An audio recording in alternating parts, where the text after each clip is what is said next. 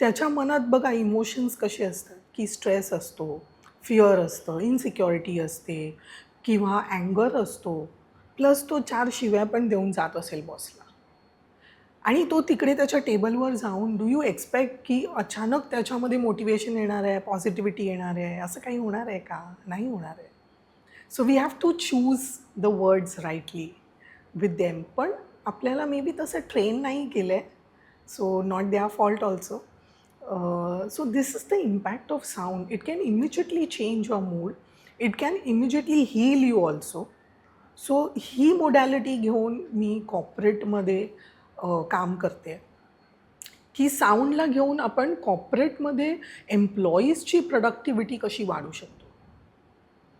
कारण प्रत्येक ऑर्गनायझेशन कशासाठी काम करतो किंवा एक ऑर्गनायझेशनचं बेस काय आहे, की to increase your productivity, to increase your turnover.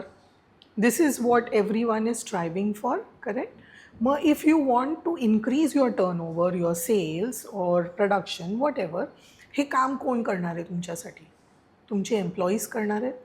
जर ते मोटिवेटेड असतील, जर ते स्ट्रेस फ्री असतील, तर डेफिनेटली त्यांची प्रोडक्टिव्हिटी वाढेल, त्यांचा कामावरचा फोकस वाढेल, त्यांचा आउटपुट वाढेल. पण आपण ह्या गोष्टी समजूनच घेत नाही आहेत. आपण त्याला ह्युमन म्हणूनच कन्सिडर करत नाही बऱ्याच वेळेला. We are becoming very insensitive. Though सगळ्यांनाच प्रेशर आहे, पण जर आपण त्यांची केपेबिलिटी चांगल्या पद्धतीने वापरायची असेल तर कीप दॅम स्ट्रेस फ्री आणि तुम्ही त्यांचं परफॉर्मन्स बघा. Then they will definitely perform better. So this is what we try to offer in corporate. तुम्ही हा व्हिडिओ इथपर्यंत बघितलात म्हणजे हा नक्की व्हिडिओ तुम्हाला आवडलाय. ह्याचा पूर्ण व्हिडिओ, पूर्ण पॉडकास्ट आपल्या मेन यूट्यूब चॅनलवर आहे, ज्याचं नाव आहे वन टेक विथ अनिकेत. हे चॅनल तुम्ही नक्की फॉलो करा. आणि इंस्टाग्रामवर आम्ही बऱ्याच रील्स ह्या व्हिडिओच्या अपलोड केलेल्या आहेत, त्या पण तुम्ही सगळ्या बघा.